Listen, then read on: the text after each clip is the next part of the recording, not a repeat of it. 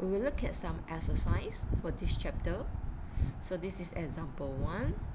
So you have a lossy dielectric and it has intrinsic impedance of 200 and 30 degrees is the phase at a particular radiant frequency omega. So if at that frequency the plane wave propagating through the dielectric has the magnetic field component of this. Okay, so find the electric field and also the attenuation constant, and determine the skin depth and also the electric wave propagation. So basically here you have to find 4 things: electric field, okay, alpha, which is the attenuation constant, skin depth, and also where is the direction of the electric wave propagate. Okay, so we can get many information from this formula beside the one given by the questions. Okay, so 10 represent the amplitude, and when you found that beside the amplitude there is an exponent term, it shows that the magnitude of the H will attenuate, okay, when it propagates at further distance. Okay, so this shows that this wave is propagated in a lossy dielectric. Okay, only when lossy dielectric you will have this term. So cos is the shape of the sinusoidal waveform, omega, and this 1/2 actually represent the beta.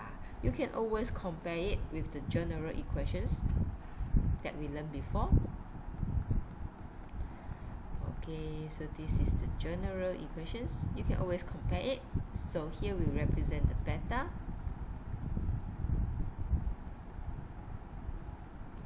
Okay, this is the beta, and when it is negative x, it shows that the direction of the propagation is in the positive x directions, and the direction of the magnetic field is in the y directions.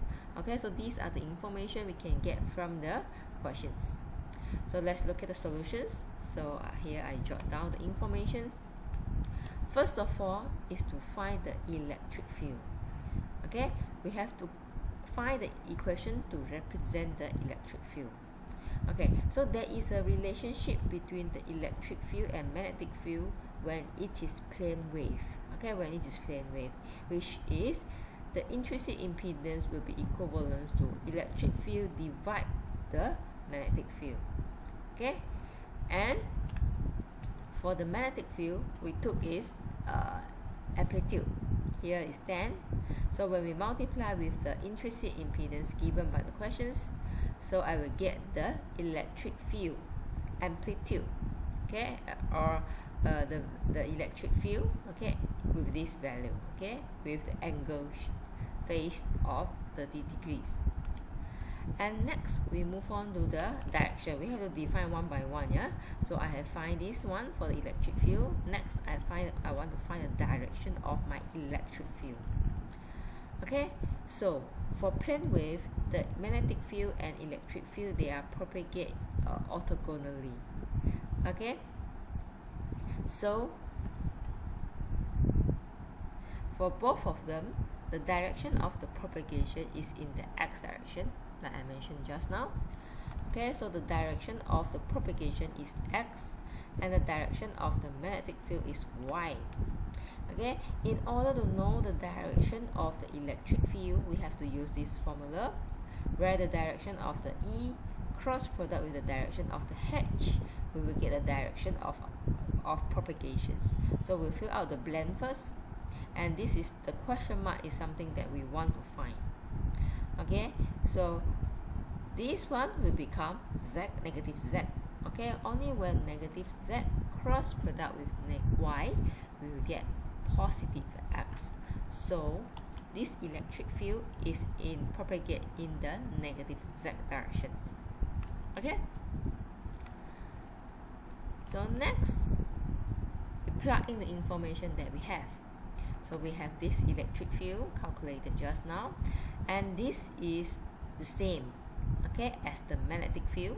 Okay, we just write it out first, and this is also the same. Okay, we remain this one, but here we have to change the direction of the electric field to negative z, And for this one, I can rewrite it in this way. Okay, and eventually combine it to the exponential term here. Okay, so this one I can write in this way, so I can combine them. After I combine them, I can rewrite it in cos here, and this one will remain, and here represent the directions. So this is the equation of the electric field propagate in that lossy dielectric. Okay, so look, so we have to find this one. Now we find this one. Okay, this is something we don't know, but we know that the beta is equivalent to 1/2. So we have to look at the equation for lossy dielectric. So for lossy dielectric, this one is the equation of my alpha, and this is the equation of my beta. But the question didn't give me the value of omega, as well as the epsilon and also the mu. Okay, the conductivity, all is not given, so I cannot calculate directly.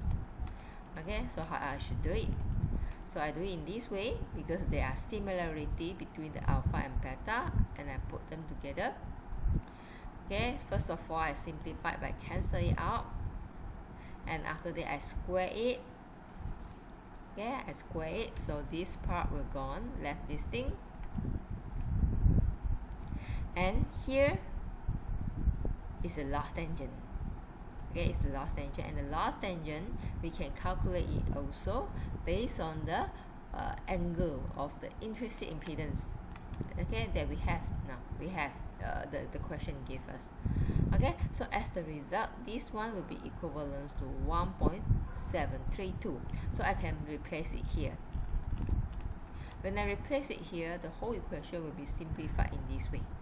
So no more variables, all are values, so you can calculate it, and finally you get your alpha equals to 0.2886. Okay, so next is the skin depth. Okay, skin depth.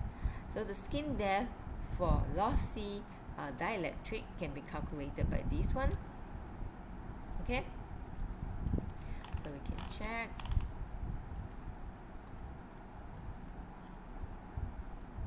It's not written here. Okay, you can just remember for this one, we can calculate by using this. Okay, so you get your sigma, the skin depth, the delta equals to 3.464. So meaning that this electromagnetic wave will be propagated in the depth of 3.464 meter. And what is the electric wave is polarized in the negative z direction. This one we already know, and we already defined previously here. Okay, so this is the first question.